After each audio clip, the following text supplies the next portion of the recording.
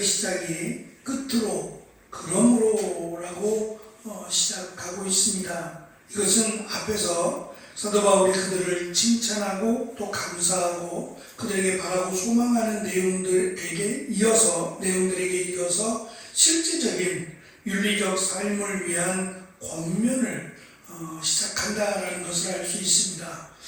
보통 믿음이라고 하면 무엇을 믿는다라고 하는 동사로부터 또는 믿음이라고 하는 명사로부터 시작할 때에 이 믿는다 또는 믿음이라고 하는 정체된 현상을 말하지 않습니다.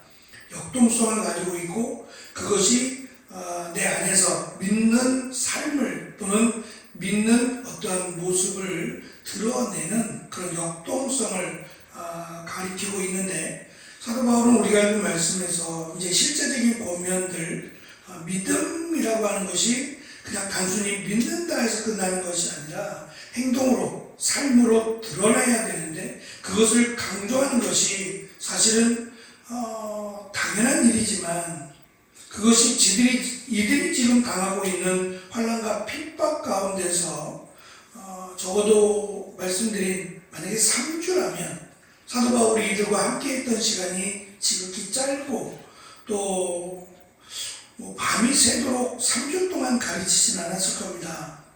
하나님의 말씀을 이들에게 가르친 기간이 짧음에도 불구하고 이들이 사랑 가운데 또 믿음 가운데 살아가고 있다라고 하는 디모데로부터의 보고를 받고 굉장히 기쁘고 감사했어요. 그러면 이들이 그 짧은 기간임에도 불구하고 믿음을 지키고 있다 또는 사랑으로 서로에게 사랑으로 행하고 있다라는 사실만으로도 감사하다고 했으니 그것으로도 충분히 기뻐할 수 있고 또 칭찬할 수 있는데 지금 4장과 5장 거의 3분의 1입니다. 4장과 5장에 걸쳐서 이들에게 지금 계속 부탁한다라는 말을 계속하고 있어요. 이어질 권면들이 쉽지 않다는 얘기입니다. 이들에게는 지금 이들의 지금의 모습, 현재의 모습만으로도 충분히 감사하고 또 그것으로 인해서 이들을 칭찬하는 것으로 끝나지 않고 더 나아가서 보다 적극적으로 왜 이렇게 사도 바울은 이들에게 좀 지나치도록 권면을 해야만 했을까?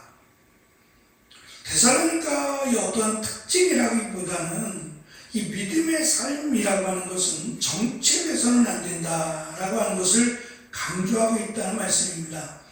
계속해서 성장을 해야만 하고 계속해서 믿음의 삶을 살아가지 않으면 우리의 믿음은 과거에 또는 정체된 그런 모습으로 갈 수 있다는 겁니다. 사도 바울이 겪은 겁니다. 적어도 이제껏 예수 그리스도를 믿음으로 사도로서 사명을 받고 이제 계속해서 1차, 2차, 3차, 4차에 이르기까지 선교를 하면서 그가 깨달은 것은 믿음의 정체성이라고 하는 것은 결국 계속 믿음이 성장해 나가고 또 우리가 신앙이 계속 자라가지 않으면 그것은 믿음이 퇴보할 수밖에 없고 믿음이라고 말할 수 없는 상황에 이르게 된다는 거예요.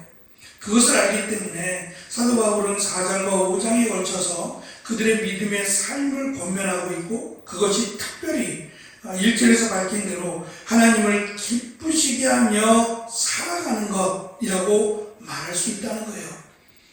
내가 하나님의 영광을 위하여 또는 하나님을 기쁘시게 하기 위하여라고 늘 말은 하지만 이것이 실제화되지 않으면 실제적인 삶의 모습으로 드러나지 않으면 그것은 하나님을 기쁘시게 한다라고 말할 수 없다는 거예요. 그래서 어떤 면에서 실제적인 권면을 하고 있다라는 점이 우리에게 귀하고 또 이 권면이 어떠한 면에서는 상당히 부담스럽고 또 꼭 굳이 이렇게까지라고 말할 수 있다라는 것도 생각해 봅니다.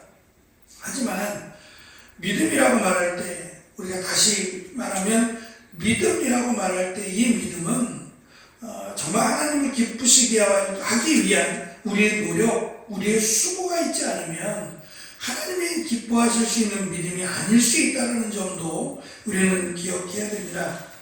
그래서 이 권면들, 이어지는 권면들은 더 많이, 더 성장하기 위한 초석이다라고 하는 것을 강조하면서 우리가 읽은 말씀 가운데는 세 가지의 이 권면을 받아야 하고 이 권면대로 지켜야 할 세 가지의 원칙을 제시합니다. 첫째는 새로운 정체성에 대한 부분인데 형제로서의 가족 공동체라고 하는 원칙입니다.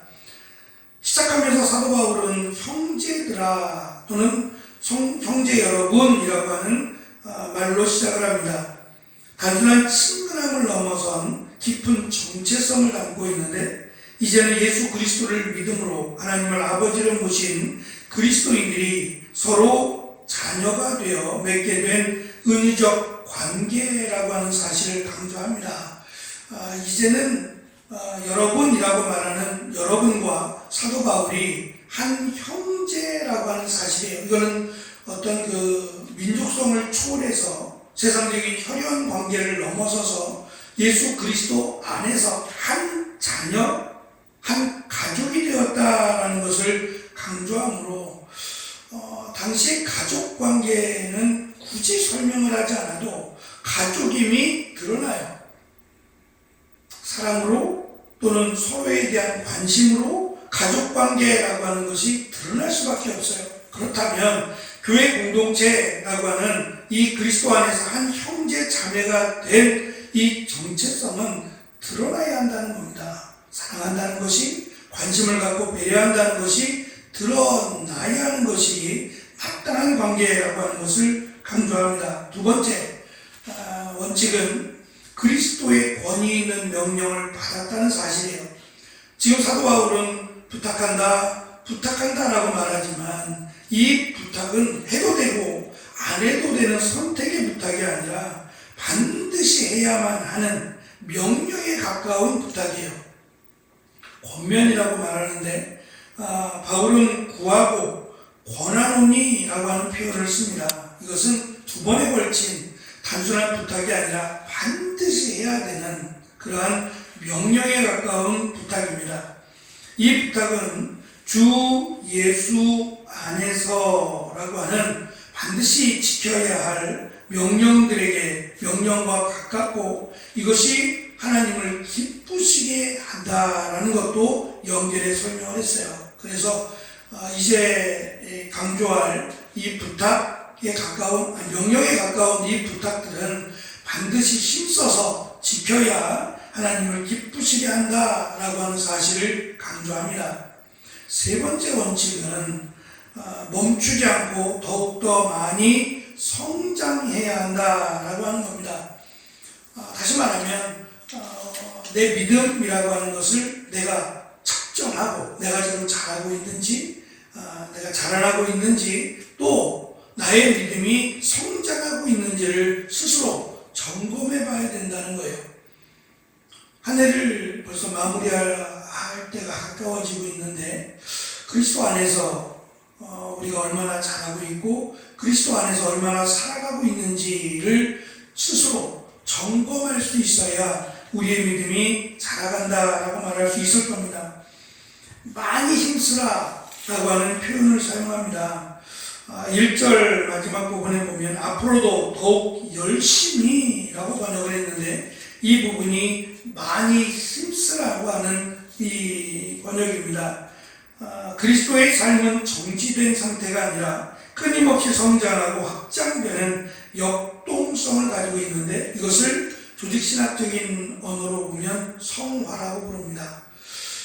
이 성화라고 하는 부분은 우리가 거룩하게 변화된다는 건데 거룩하게 변화된다는 것이 그냥 외형적인 면을 강조하고 있는 게 아니라 지금 믿음의 역동성을 이렇게 표현하는 거예요. 우리의 신앙이 성장한다는 것은 우리의 말이, 우리의 행동이 그리스도를 닮아간다는 그런 모습이기도 하고 또한 우리 믿음이 자라간다라고 하는 또 다른 증거이기도 합니다.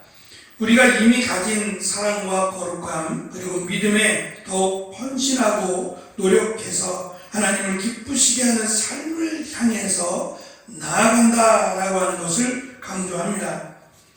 우리는 그리스도 안에서 예수 그리스도를 믿음으로 하나님의 가족이 되었고 그리스도의 권위 있는 명령을 받았습니다. 이 명령을 우리가 얼마나 수행하고 있는지, 얼마나 잘 이해하고 있는지를 살피면서 우리의 믿음이 멈춤이 되지 않도록 하나님을 기쁘시게 하는 삶을 향해 나아가고 또 전진해 갈 때 우리의 믿음이 자라갈 뿐만 아니라 그리스도께서 오실 때까지 우리의 믿음이 주님을 향해서 나아간다라고 하는 사실을 우리는 기억해야 됩니다. 그래야 우리의 믿음이 지치지 않고 또는 우리의 믿음이 흔들리지 않는다라고 하는 사실을 사도 바울은 알고 있습니다. 그래서 주를 향하여 표대를 두고 주를 향하여 나아간다라고 하는 것이 바로 지금 강조하고 있는 말씀이라고 생각합니다. 주님을 향하여 우리의 믿음의 표대를 세우고 주님을 향해서 힘있게 한 걸음씩 나아가는 우리의 삶이 우리의 믿음이 되어지기를 축원합니다. 기도하겠습니다.